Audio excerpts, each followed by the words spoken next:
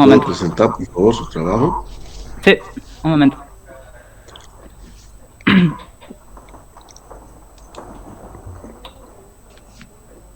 ¿Se está viendo? Todavía no. Ahora, Ahora sí. ya. ¿Se ve desde acá? Se ve. Bonita figura. Ya, entonces voy a empezar. Mecanismos metalúrgicos de endurecimiento. Empiezo con los aspectos introductorios. He separado conceptos que se me hacen interesantes por el hecho de que si aprendemos esto, vamos a poder entender más a detalle los procesos de endurecimiento. Y estos son la fragilidad y ductibilidad. Estos están ligados al cómo se rompe un material. Ambos términos están relacionados a la plasticidad del material. Y a su vez, la plasticidad está relacionada con la tenacidad. La tenacidad sería la capacidad de un material de soportar, de ¿cómo se llama? Soportar la energía que se le suministra. Y la plasticidad sería la capacidad de deformarse plásticamente antes de la ruptura. Ahora, esto se divide, la dureza se divide en dominio duro, como será el diamante, dominio mixto y dominio blando. La dureza está representada por el punto máximo de la tensión soportable antes de que llegue a deformarse plásticamente, antes de que inicie la plasticidad en el material. Es decir, está relacionado con el aumento del límite elástico. Como se ve, en el dominio duro tiene un mayor límite elástico, pero no tenemos mucha plasticidad como en el dominio blando. Ahora vamos con el concepto de acritud. La deformación plástica sin llegar a la ruptura, la que se denomina ductibilidad, la causa de alteración en el límite elástico del material. Acá vemos una figura que representa una carga que se le dio al material previa descarga y luego una cierta descarga para alterar el límite elástico. Esta pequeña gráfica que se ve a la izquierda se puede hacer solo en cierta zona de tensión de formación del material. Y esto es denominado la zona de acritud, donde va a implicar un incremento en la densidad de las dislocaciones, o también llamada zona de recuperación elástica. Es decir, que si aplico linealmente una deformación elástica, va a volver de la misma forma que subió, va a volver elásticamente a recuperarse. La plasticidad está relacionada con el deslizamiento de las dislocaciones sin obstáculo. Esa es una palabra muy importante para entender este tema. Es el deslizamiento de las dislocaciones sin obstáculo. Y si decimos que la plasticidad está relacionada con la dureza, entonces, ¿qué deberíamos hacer para poder aumentar dureza a un material? La palabra sin obstáculo nos dice tenemos que obstruir o poner obstáculos al paso de las dislocaciones en un material. Y ahora, para esto tenemos el término acritud, que está relacionado con la densidad de las dislocaciones y la energía libre almacenada dentro del material, y a su vez ligada inversamente a la plasticidad del material, como ya habíamos hablado antes.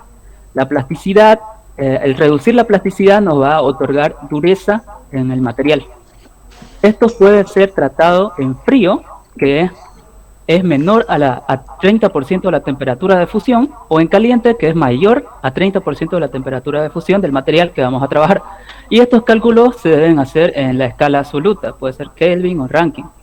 Un ejemplo de deformación plástica sería en las industrias, los más comunes serían los embutidos y los laminados. El embutido y el laminado, que estos a su vez cambian la estructura cristalina, cambia la estructura policristalina y cambia el tamaño y la forma del grano. Ahora, la relación entre tensión necesaria para iniciar deformación plástica y la densidad en las dislocaciones. Al decir esa tensión necesaria para iniciar deformación plástica, nos estamos refiriendo a la tensión que necesitamos para avanzar a la zona plástica del material. Y acá tenemos una ecuación que sería la previa tensión que le aplicamos por una constante, que es una constante cualquiera entre 0 y 3, el vector de Burger, que se define como aquel vector de la red cristalina necesario para cerrar el circuito de Burger que encierra una línea de dislocación. Y el módulo elástico transversal. ¿Por qué el transversal? Porque las dislocaciones tienden a moverse cizallando las partículas, que eso vamos a verlo más adelante. Y luego la densidad de las dislocaciones. Ahora, la relación entre la dureza y el espesor. Como Para mí la densidad es como un número de algo sobre contenido en otro número de algo. Entonces tenemos para un área de esta misma ecuación, tomamos todo constante, menos la densidad de dislocaciones, y vamos a tener la siguiente expresión, que el límite elástico va a ser proporcional a la reducción de espesor del material. Y acá, como vemos en la gráfica de la escala de Vickers a 30 kilogramos fuerza, vemos que si reducimos el espesor de un material, estamos otorgándole dureza al mismo. Y ahora, otro concepto que se tiene que tomar en cuenta es las temperaturas. A temperaturas altas, el número de dislocaciones no cambia, por el hecho de que las dislocaciones a temperaturas altas tienen una energía cinética media mayor otorgada por la energía calórica que se le proporcionó, y estos tienden a estar moviéndose en lugar de estar apilándose en los bordes de granos y multiplicando las dislocaciones. Ahora vamos a ver otro procedimiento que es posterior al que se lo denominamos de acritud. Como no todo en la vida es perfecto, el aumento de dureza representa un coste, y esto quiere decir perder la plasticidad y la tenacidad de ese material. El recocido contra acritud es un tratamiento térmico que se le da al material previa reducción de su espesor, como ya vimos anteriormente. Esto implica calentar el material por encima de su temperatura de recristalización. Distintos materiales tienen distintas temperaturas de recristalización, para luego enfriarlo en un periodo de por lo general 1 hora. Esto varía, depende al tratamiento térmico que se le va a llevar. Es muy importante no confundir el término recocido o annealing con el tratamiento térmico. Uno implica cambios de fase, mientras que el otro solo es un calentado y enfriado. Aquí, como vemos en la figura de la derecha, vemos un material que ha sido recocido y un material que no ha sido recocido. Ahora, ¿cómo se vende? Esto lo investigué de una página y se vende por las siguientes, que es la F, la sigla F, la O, que es con recocido, H, que es con el nivel de acritud, y la solución tratada térmicamente es W, T, y se representa como F, 1, 2, 3, un número. Cada número representa 1 es el método de trabajo del endurecimiento, 2 el nivel de acritud, y 3 Electra. Entonces el número sería, por ejemplo, quiero un metal que ha sido pasado por acritud y luego por recocido. Quiero un O con 1, 2, 3, no sé, un ejemplo.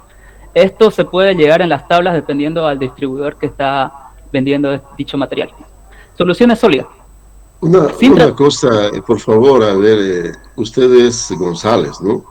Sí, González me ha mareado bastante con su información, demasiado dispersa, pero quería aclarar para los colegas de que las letras que nos ha presentado hace un ratito, O recocido, ¿no?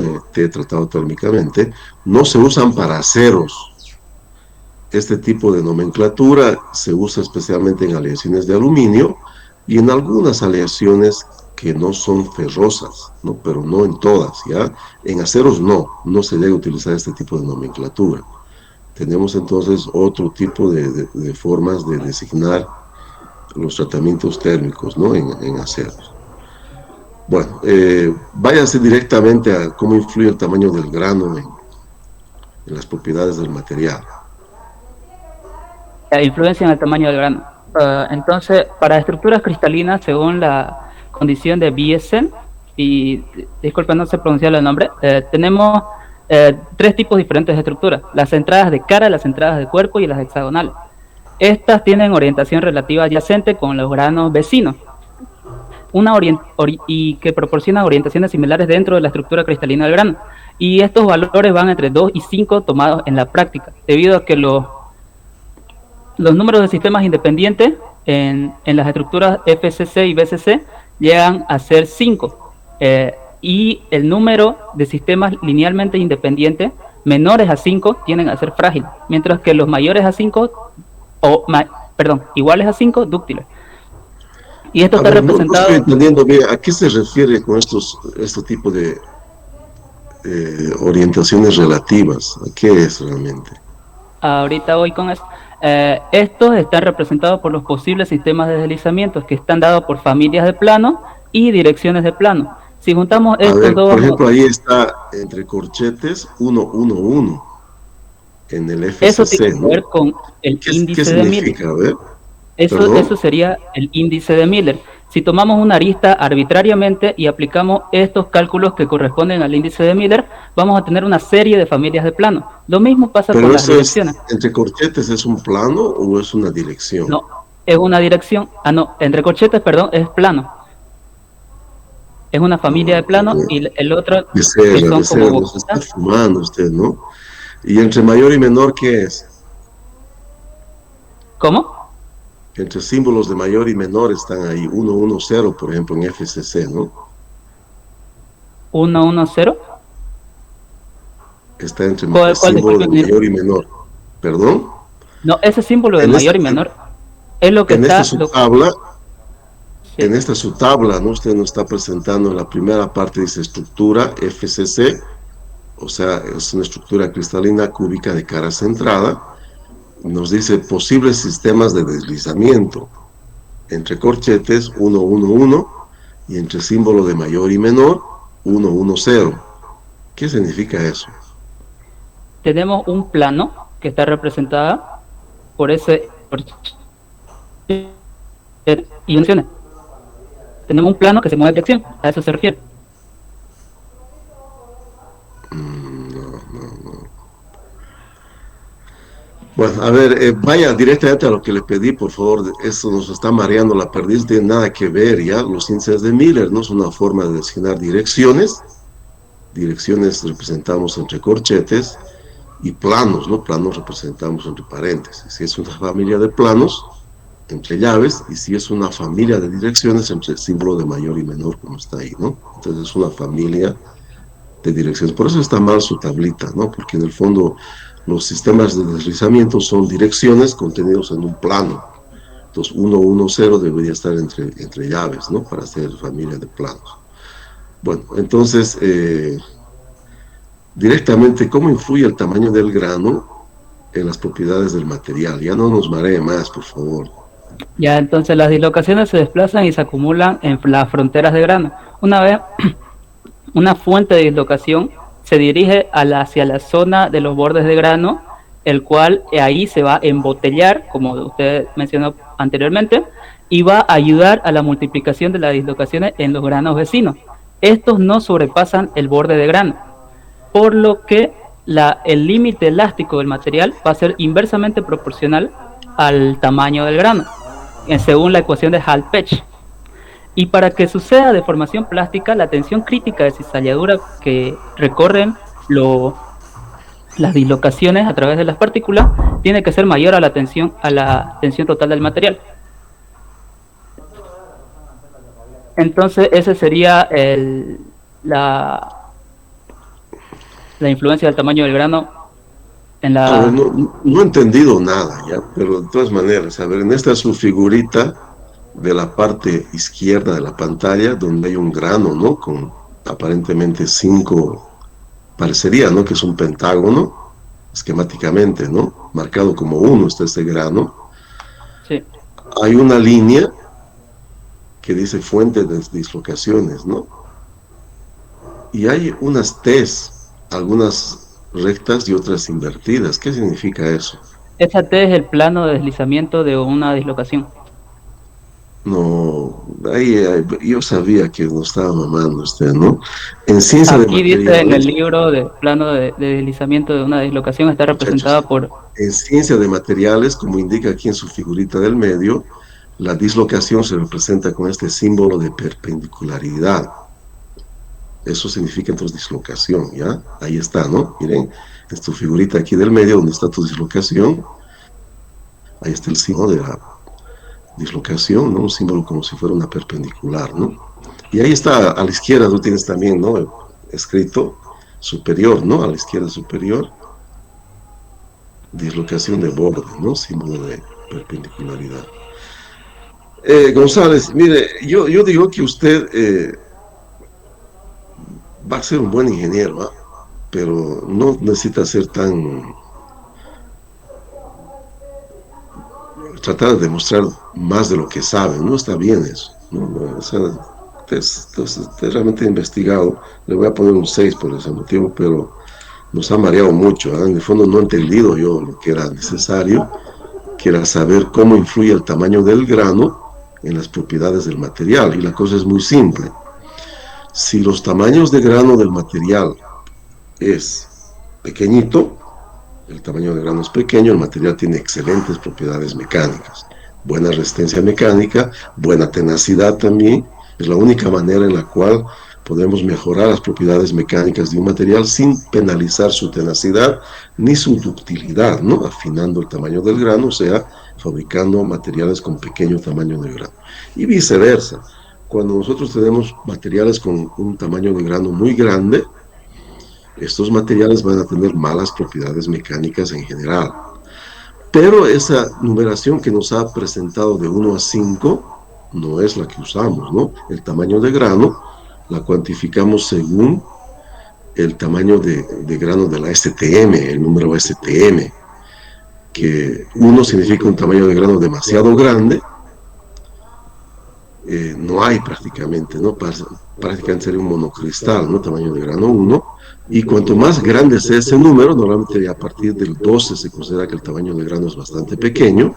Hoy en día fabricamos materiales de tamaño de grano nano, ¿no? Nanogranos, que son de ultra alta resistencia, que ya no están definidos entonces en la norma STM, ¿no? La norma STM, si la memoria no me falla, solamente va hasta 16 en su definición. Pero entonces es una forma, ¿no?, que hemos visto de poder cuantificar el tamaño del grano según la STM, y existe una normalización, ¿no?, para determinar eso. Cuanto más alto es el número STM del grano, más fino es el grano, ¿no? Ese concepto hay que tenerlo en la cabeza. Bueno, está Gil Patton. Gil. No está Gil. Galvez Márquez. Galvez Márquez tampoco. Está Foronda Cerro Grande. Foronda tampoco está. Está Flores Azurduy. Tampoco.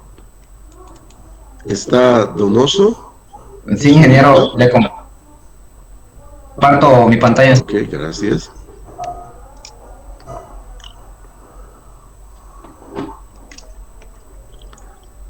¿Está compartiendo, ingeniero? Disculpe. Todavía no nos llegó.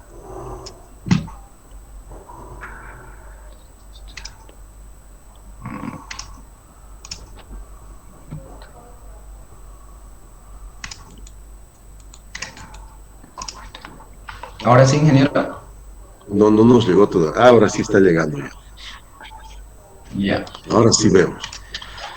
Directamente queremos ver el mecanismo de endurecimiento por solución sólida. Explíquenos un poquito mejor ya para que podamos ahora sí digerir y saber qué es, ¿no? Cómo endurecemos y por qué se endurece cuando hacemos una solución sólida. ¿Por qué se endurece un material cuando hacemos una solución sólida? Ya. En el endurecimiento de solución sólida, ya sean en aliantes o impurezas, podemos ver dos fenómenos, como son los envejecimientos por estético y el envejecimiento dinámico por deformación. Ahora, el envejecimiento dinámico por deformación nos dice que es un fenómeno que tiene lugar durante la deformación de materiales cristalinos como aliantes o impurezas disueltos en solución sólida. También tenemos el envejecimiento dinámico por deformación, como anteriormente le dije. Hay tres mecanismos, ¿no?, por lo que nos dice, por los que se produce endurecimiento por solución sólida. Tenemos lo que es las diferencias en el plástico a acillatura de soluto y del material de base, y el endurecimiento químico. Estos mecanismos pueden actuar todos al mismo tiempo, usando los efectos. De ahí sería endurecimiento por segunda fase, ingeniero. Sí, pero no, mire, no hemos acompañado muy bien y lo que ha leído también no se ha visto en pantalla. Si podría poner su lámina. La estoy compartiendo, ingeniero. Sí, pero se quedó en mecanismos metalúrgicos, no pasó de ahí. A ver. Parece que está lento mi internet, ingeniero.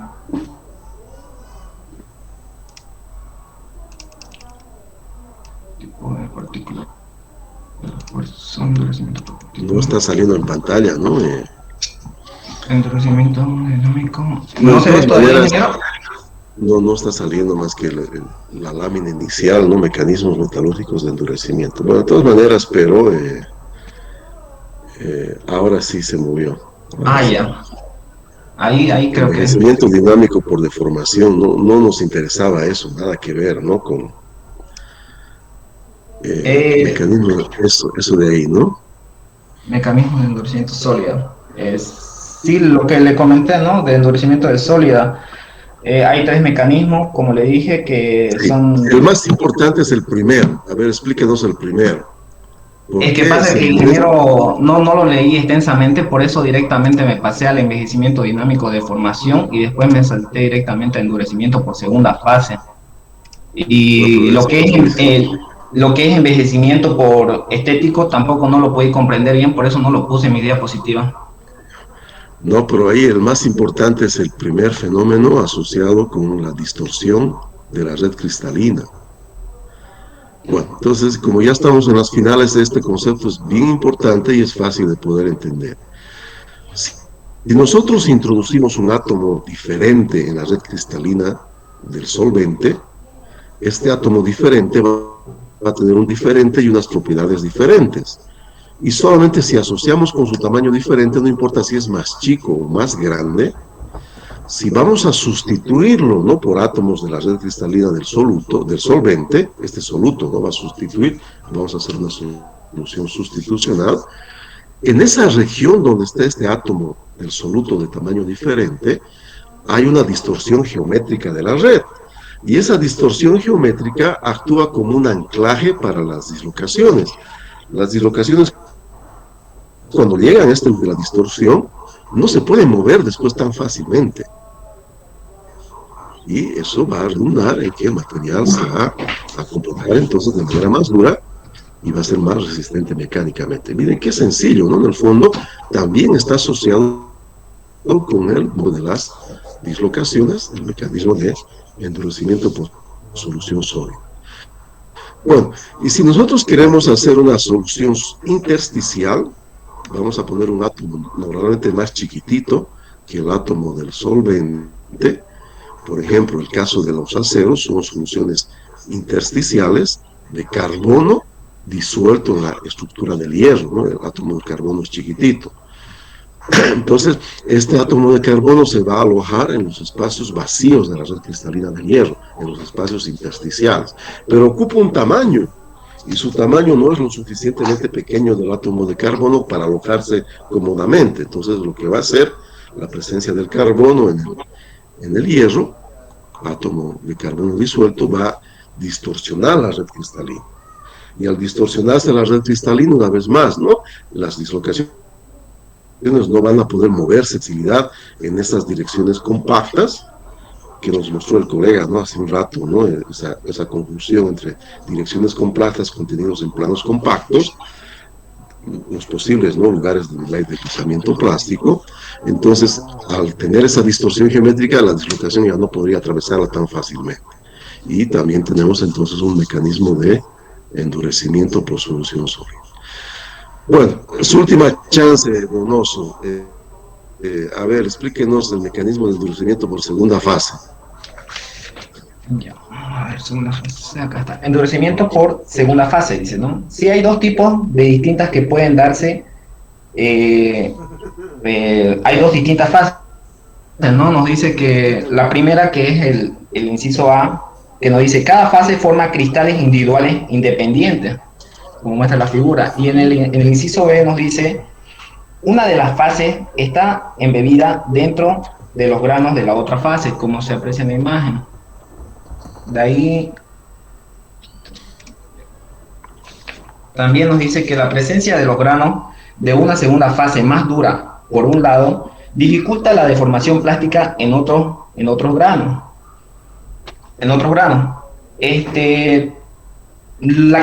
¿Por qué la cantidad de granos o reducir sus tamaños hace que se produzca un endurecimiento? Es por el tema que menciono granos, ¿no? Nos dice también que en una consecuencia se produce una mejora de la dureza, límite elástico y resistencia del material, aunque disminuirá su capacidad de deformación plástica.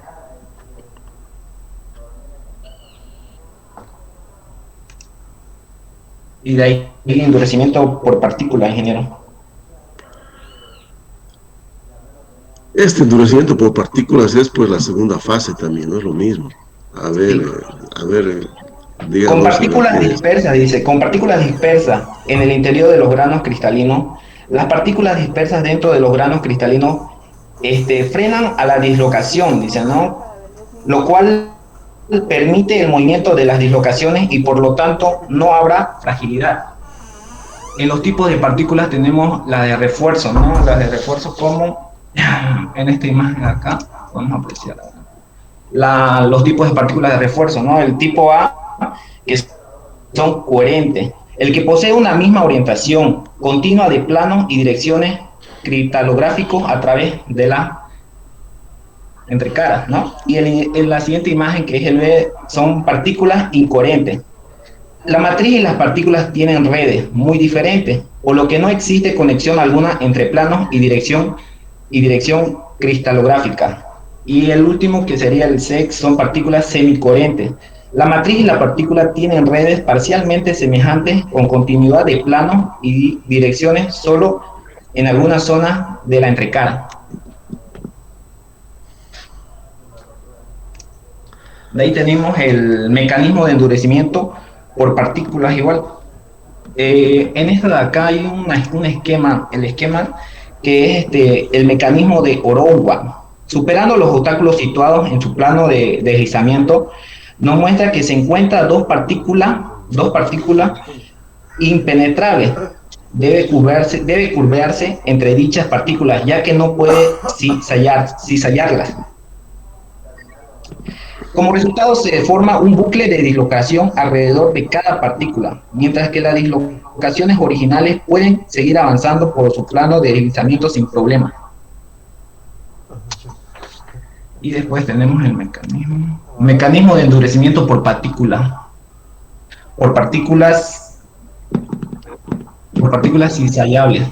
Tenemos tres nos dice que necesariamente son coherentes o semicoherentes, aumentando la dureza, ¿no? Y nos dice que son el límite elástico del material por varias razones. En primer lugar, se produce lo que denomina un endurecimiento coherencia. En segundo lugar, cuando la partícula es cizallada por la dislocación, aumenta la superficie de entrecara entre la partícula y la matriz. Y en tercer lugar, las partículas suelen ser mayor módulo elástico a la cizalladura que la matriz, así que cuando la dislocación entra en la partícula, su energía aumentará. Y el tamaño de grano. Sabe, pariente, no he entendido mucho. Hemos tenido su bibliografía. Ahí está la bibliografía, ingeniero. Bueno, muéstrenos la figurita en la cual, más arriba, a ver, más arriba, una más. Esa. Esta, ¿no? Una más, arriba. Más arriba, esa de ahí. ¿Esta? Bueno, ya. Entonces, miren, aquí tenemos dos posibilidades de una segunda fase en un material. Una segunda fase significa que de alguna manera, normalmente es por precipitación. No nos olviden que cuando hacemos una solución, la solución se satura, el excedente o el exceso de soluto va a precipitarse en el fondo si es que es un líquido que está disolviendo un sólido. Pero aquí estamos hablando de soluciones sólidas, entonces el excedente, el soluto, no se va a poder precipitar en el fondo porque el material es sólido, es rígido, entonces se precipita en la misma estructura del material. Y hay dos formas, ¿no?, de las cuales puedo entonces tener esta precipitación. Una de ellas sería en la figura A, donde esta segunda fase, la que se ha precipitado, va a formar su propia estructura granular, no son tamaños de granos grandes. Normalmente No queremos esto porque esto no va a modificar radicalmente las propiedades del material. Y el otro caso sería que cuando la precipitación se da, esta precipitación sea muy finita en toda la estructura del material que es solvente, ¿no? Como es el caso de la figura B. Esos puntitos esquemáticamente mostrados serían la segunda fase. Y adicionalmente, para que puedan ser barreras para las dislocaciones, es necesario que esta precipitación fina, dispersa, ¿no?, en toda la estructura del material, sea coherente, ¿no? Aquí Cuellar nos explicó, aunque a grandes rasgos, ¿no?, que era coherente. Coherente significa que la precipitación tiene que darse bajo la misma orientación del cristal que es matriz, ¿no?, que es el solvente. De esa manera, las dislocaciones van a tratar de pasar por esa precipitación y no van a poder, como nos mostraba en el mecanismo, ¿no?, de Orwan, ¿no? Entonces van a tener dificultades de atravesarla. Pero si la precipitación es incoherente, no va a endurecerse el material. Bueno, entonces este tipo de endurecimiento no es tan importante en los aceros, ¿no? Si bien que hay algunas familias de aceros, por ejemplo los aceros Maraji, ¿no?, que son de ultra alta resistencia, se van a endurecer por este tipo de mecanismo. Pero normalmente no vamos a usar este mecanismo en los aceros, pero sí es muy importante en los aluminios. Los aluminios se endurecen normalmente por este tipo de presencia de una segunda fase precipitada dispersa y finamente en la estructura del material, en la estructura cristalina del material, para que sean barreras para las dislocaciones. En consecuencia van a tener que ser coherentes, ¿no?, con la estructura cristalina del material. Entonces, de ahí viene la importancia, ¿no?, del endurecimiento por precipitación fina y de manera coherente de esta segunda fase, ¿no? Tenemos que precipitar, tenemos que saturar haciendo calentamientos y enfriamientos para que exista esta precipitación y podamos lograr, ¿no?, este endurecimiento de nuestros materiales. Bueno, no me gustó para nada, pariente, su presentación. Le voy a poner un 4. Ya, ingeniero.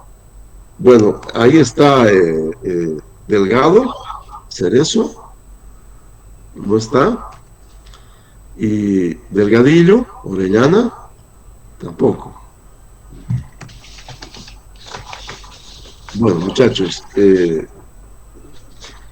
hemos visto que existen muchas formas de endurecer un material cristalino y la mayoría de ellas está de alguna manera involucrando el movimiento de las dislocaciones, ¿verdad? Ponemos piedras en el camino de las dislocaciones, hacemos soluciones sólidas. De esa manera las dislocaciones por la distorsión geométrica que generan, ¿no?, los solutos en la red cristalina no se van a poder mover tan fácilmente y el material es más resistente mecánicamente. Un material puro normalmente es menos resistente que un material que tiene impurezas. Esas impurezas actúan, ¿no?, como barreras para las dislocaciones porque distorsionan la red cristalina del material. Otra manera sería la deformación plástica. No quedó muy claro lo que era recristalización, ¿no?, lo que era recocido. Vamos a tener que aclarar un poco laminación en caliente, laminación en frío, pero lo que quedó claro hoy día es que si deformamos un metal, las dislocaciones van a moverse hacia los contornos de grano y se van a embotellar entre ellas. Y de esa manera el material entonces deformado plásticamente es más duro y más resistente mecánicamente. Siempre y cuando esa deformación se haya realizado abajo de su temperatura de recristalización, ¿no? Ahí entonces, si bien nos enredó bastante, González explicó un poquito, ¿no? Su trabajo estaba un poquito más profundo. Nos habló que la temperatura tendría que ser menor a 1/3 de la temperatura de recristalización, pero medida en grados absolutos, ¿no?, en temperatura absoluta. Kelvin, en el caso del Sistema Internacional de Unidades, no la temperatura relativa, no Celsius o centígrados. Bueno, después es importante también saber que, vamos a reforzar este concepto, que si nosotros laminamos en caliente al material, o sea, a temperaturas superiores a su temperatura de recristalización, el material después de la deformación plástica va a volver a ser blando, no va a sufrir acritud. Por eso la acritud sucede solamente cuando deformamos plásticamente al material en temperaturas inferiores a su temperatura de recristalización. La temperatura de recristalización de un material está ubicada más o menos entre 1/3 y 1/2 de su temperatura de fusión, pero medida en grados absolutos, no en temperatura absoluta. Varía entonces, ¿no? Si yo lamino un aluminio, o lamino un hierro, o lamino un cobre, sus temperaturas de recristalización son totalmente diferentes, ¿no? Son intrínsecas, son propiedades intrínsecas de cada material.